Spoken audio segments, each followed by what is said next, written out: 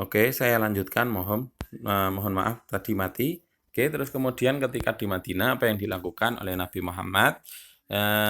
Yang pertama membuat masjid atau mendirikan masjid, yang kedua mempersaudarakan kaum Muhajirin dan Ansor, yang ketiga adalah membuat piagam Madinah atau membuat undang-undang cara berhidup di wilayah Madinah agar apa tidak terjadi perselisihan antara orang yang hidup di wilayah Madinah. Ini menunjukkan Nabi Muhammad sudah menjadi seorang tokoh yang ulung. Hal ini kemudian disusul dengan terjadinya peristiwa apa? Nah, nanti karena Muhammad sudah di Madinah, akhirnya perlawanan terhadap umat Islam apakah berhenti? Tidak. Di situ kemudian disusul dengan terjadinya Perang Badar. Perang Badar ini mengalami kemenangan. Tahun 625 terjadi Perang Uhud, mengalami kekalahan. Tahun 627 terjadi Perang Khandaq. Perang Khandaq itu mengalami kemenangan. Sejak Perang Khandaq ini menang, akhirnya Nabi Muhammad mengalami kemenangan yang besar. Tahun 628 terjadi perjanjian Hudaybiyah bahwa tidak akan terjadi perang sampai 10 tahun. Tapi ternyata orang orang nantinya orang kafir Quraisy kemudian mengkhianati perjanjian tersebut. Nah, tahun 630 itu akhirnya terjadi yang namanya Fathu Makkah. Sebenarnya niatnya adalah untuk berhaji, tapi karena saat itu orang Islam sudah sangat besar, makanya ketika sampai di sana orang-orang kafir Quraisy mengalami ketakutan. Sampai akhirnya Nabi Muhammad memberikan 3 pengumuman.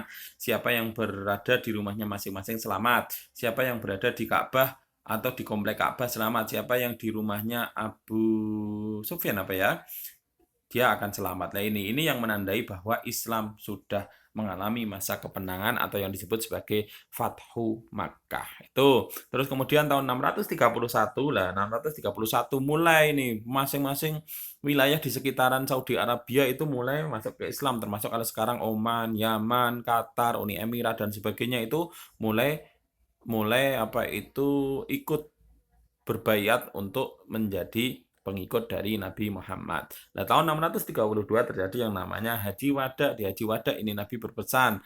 Terus kemudian turun surat yang berbunyi Al-Yauma akmaltu lakum dinakum wa atmamtu alaikum nikmati wa raditu lakumul Islam madina. Ini telah kusempurnakan itu al-yauma akmaltu lakum dinakum agamamu. Lah, di sini yang menangis adalah Abu Bakar.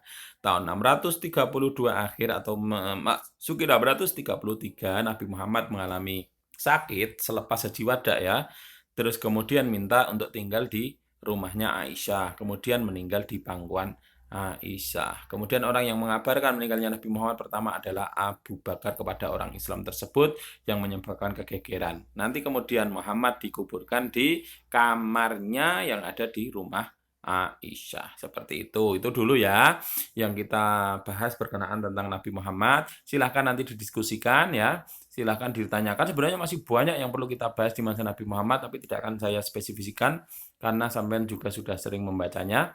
Jadi silahkan nanti kalau ada pertanyaan di list di grup sebagaimana biasanya, nanti kita diskusikan bersama. Nanti akan saya jawab ketika sudah kumpul semua Terima kasih, semoga bermanfaat. Apabila ada kata yang salah mohon maaf Presensinya ada di e-class. Saya buka hari ini, terus kemudian saya tutup besok malam Silahkan kalau tidak bisa mengakses hari ini, diakses nanti malam atau besok pagi. Biasanya kalau malam dan pagi itu lancar. Terima kasih, itu dulu. Semoga bermanfaat. Wassalamualaikum warahmatullahi wabarakatuh.